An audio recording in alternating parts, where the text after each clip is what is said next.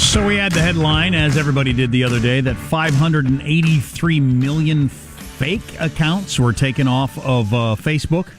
Millions of spam, sex, and hate speech posts that were taken down from Facebook. And at least my immediate question was, if those were bad now, why weren't they bad before? I mean, 500 million accounts that you don't think should be on Facebook, before you're just fine with them. What changed? We'll talk to Drew Harwell of the Washington Post about that. Drew, welcome to the Armstrong and Getty Show. Hey, thanks for having me. So those accounts were okay prior to 2018, I guess. Or maybe they just couldn't find them. I mean, that's been one of the big parts of Facebook, is that they know that 3 or 4% of their service, which is tens of millions, hundreds of millions of a $2 billion person service. They know they're fake, but it's hard finding them. They say, it's difficult sometimes to know whether somebody just joined and has very few posts and very few friends, or if they're fake. So that's a constant struggle for them. Yeah, well, to be fair to Facebook, I think their original model, tell me if I'm wrong, similar to Twitter's, was we're just going to let everybody do whatever they want. I mean, that's the most democratic, small d way to handle it. Just everybody can do whatever they want and it'll work itself out. And then they ended up being forced into more social responsibility.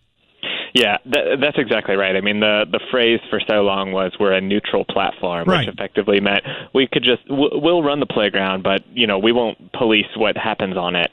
They're starting to change that, and they're doing it because they've been forced into a lot of scandals that they haven't wanted to deal with. But I think they are getting better. They're trying to invest in tools that will be scanning for fake accounts more often. They're hiring more people, but they still have a really far way to go. And this is an important. This is the biggest social media network on the internet.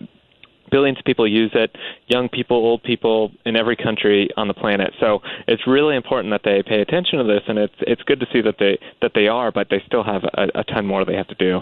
So we had a story the other day, I don't remember exactly how it turned out, but there was a hospital wing or something that had been named for Zuckerberg because he donated a bunch of money, and some patient didn't want to stay there because they wouldn't stay in a wing that was named after Mark Zuckerberg. They were worried about security. It just seems to me that the public view of Mark Zuckerberg has changed so much in a short period of time. Yeah, I think that's right. I mean, Facebook was beloved for a long time. The shine has definitely come off. You see, in polls that people are saying they're losing trust a little bit in Facebook. They're maybe questioning the data privacy and that sort of thing.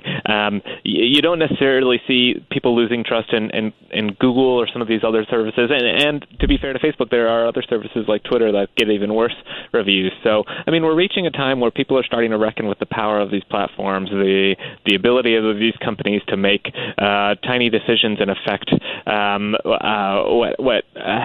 all of us view the world. So this is a problem for them. This is something they're going to have to be dealing with for a long time. So did they have an algorithm that figured out this 500 million accounts that needed to get taken down, or did they have a whole bunch of individuals they had to hire go through each damn account?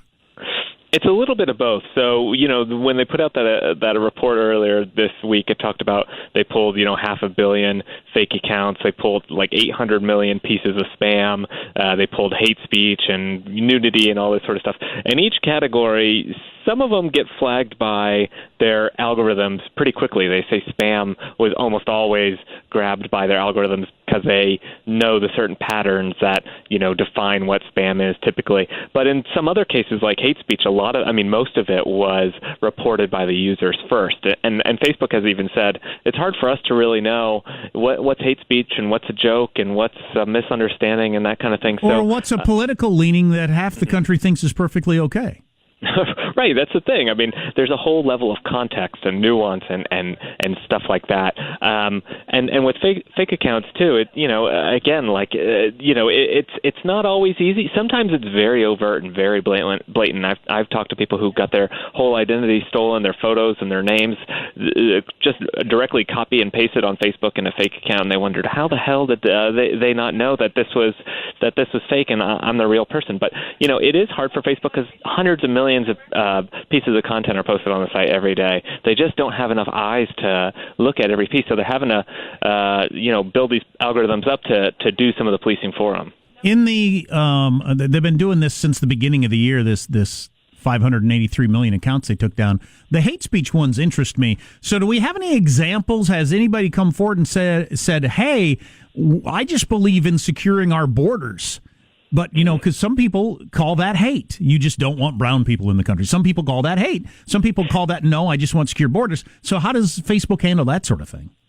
We see those sorts of situations all the time, and a big part of the last few months has been people angry on both sides of the ideological spectrum because they feel like they're being censored.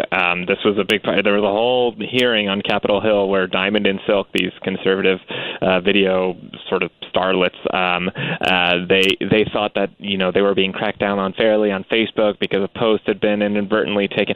So Facebook is at the center of this. They hate being at the center of this. They don't want to be, the thought police. And, they say that they're trying to do better by, getting having moderators think about these sorts of things, have guidelines that they stick to so they're not being biased either way. But this is mucky. As anybody knows, free speech online can be like the Wild West. And, what is hate speech to one person is just politics to another. So they're in a tricky position right now. Well, that's why I like, as a libertarian free speech nut, I like the original models of Facebook and Twitter of, hey, we just let anything go on here.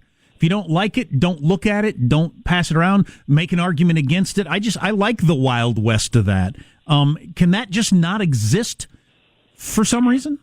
I think, when you say let everybody go on, say anything you want, do anything you want, post anything you want, it very quickly spirals down. And, you create a platform where kids can't go on there. People who don't want to be seeing nudity and sex and violence and terrorist-related content can't go on there. So, I think it's wouldn't those people get marginalized over time, though? I mean, that's the utopian view, right? I mean, the answer to bad. Boy, I'm rarely called a utopian. I mean, the answer to bad free speech you don't like is more free speech.